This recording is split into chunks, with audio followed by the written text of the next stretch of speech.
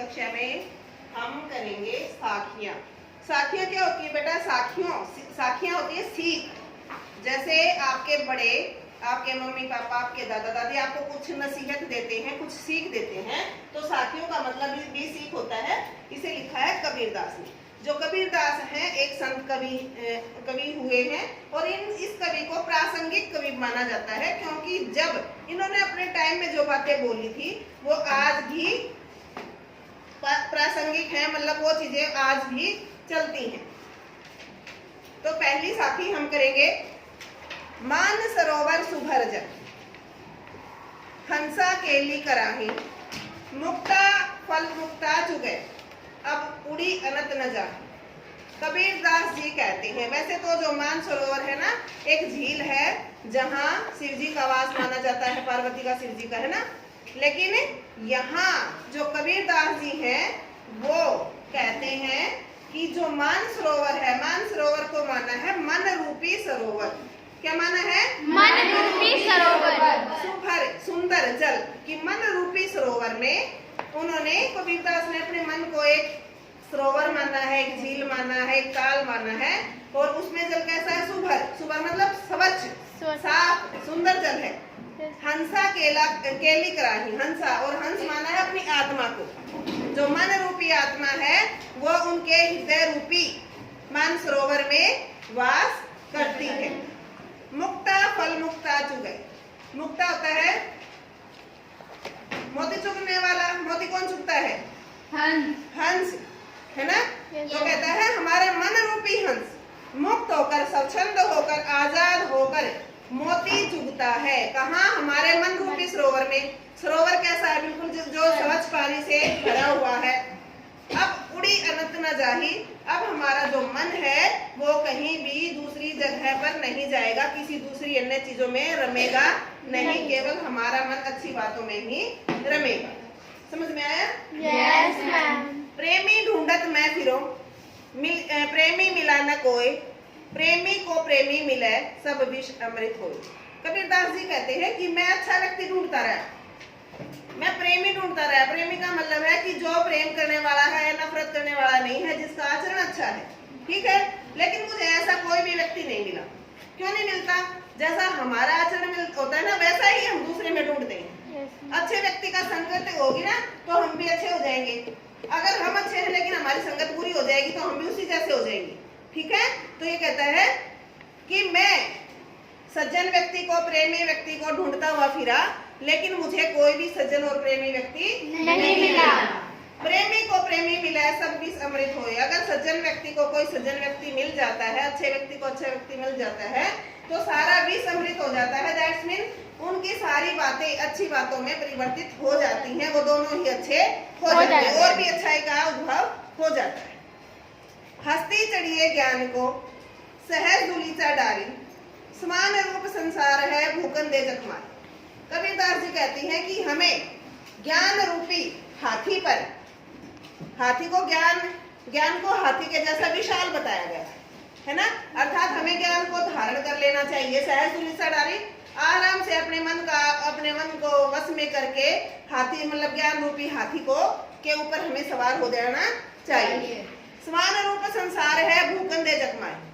ये जो सारा संसार है ना, ये तो अच्छे व्यक्तियों को देखकर कुछ ना कुछ कटाक्ष करता ही है ना। तो ये तो सारा, जैसे आपने भी देखा होगा ना, गलियों में हाथी आते थे पहले, तो हाथी आते थे ना तो कुत्ते भौंकते थे। तो कबीर ने ऐसा ही बताया है कि जब हाथी आते हैं ना तो कुत्ते भौंकते ही हैं। मतलब कि अच्छे व्यक्ति को देखकर जो बुरे दुराचरण वाले लोग होते हैं ना, वो कुछ ना कुछ कटाक्ष प्रवृत्तियां करते ही हैं, तो उनकी तरफ ध्यान मत दो, भूकन दो उनको भोगने दो, मतलब उनको व्यक्त में जो बातचीत करते हैं उनको करने दो। आप अपने अंदर अच्छाई को बनाकर रखिए।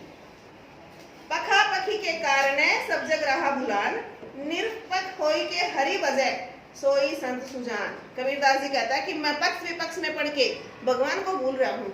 मैं हिंदू हूँ, ये मुसलमान है, ये सिख है, ये ईसाई है, हम इनसे बड़े हैं, ये हमसे बड़े हैं।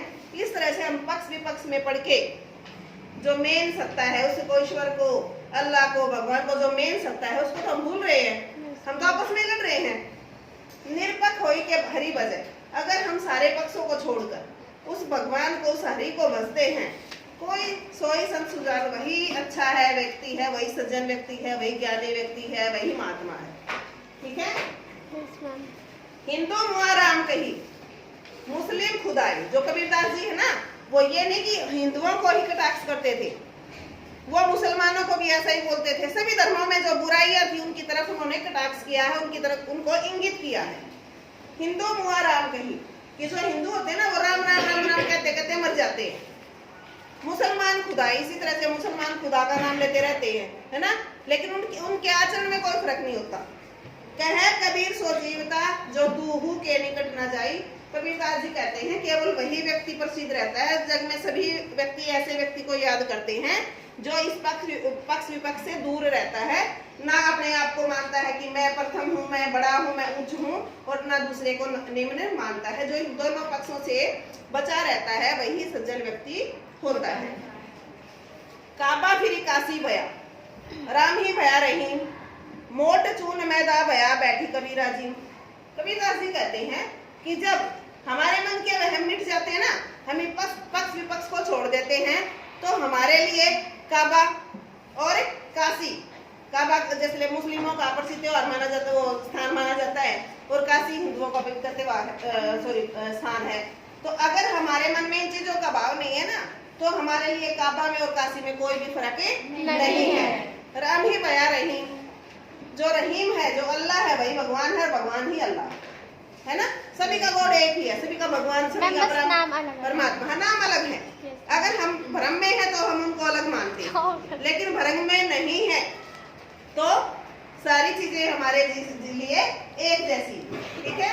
मोट चून मैधा बया, मोट चून का मतलब जो हमारे अंदर अज्ञान है, अज्ञान है ना, अगर ज्ञान आता है, अगर हमारे अंदर समझ आती है, हम समझ जाते हैं तथ्य को, तो हमारा अज्ञान रूपी मोटा चून पिसकर बारीक मैदा बन जाता है, अर्थात हमारे अंदर ज्ञान की उत्पत्ति हो जाती है। और बैठी कबीरा जी और जो कबीरदास जी हैं उस ज्ञान से खुद को प्रसन्न करते हैं, अर्थात उस ज्ञान रूपी महिम आटे की वो रोटियां खाते हैं। दैट्स मीन कि वो अपने आप को उसमें परम सत्ता में लीन समझ लेते हैं, वही उनके लिए सर्वोपरि हो जाता है। ऊंचे कुल का जन्मिया, जे करनी ऊंच न होए, सुवर्ण कलश सुरा भरा, साधु निंदा सोए।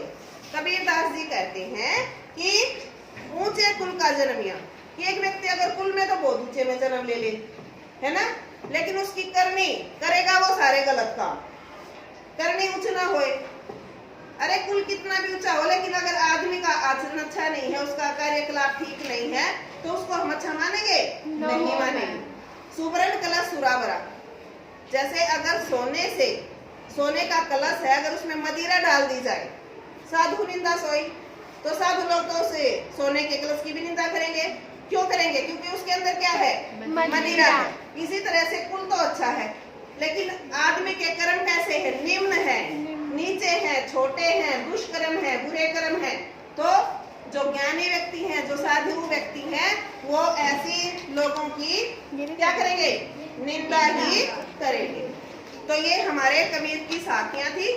धन्यवाद।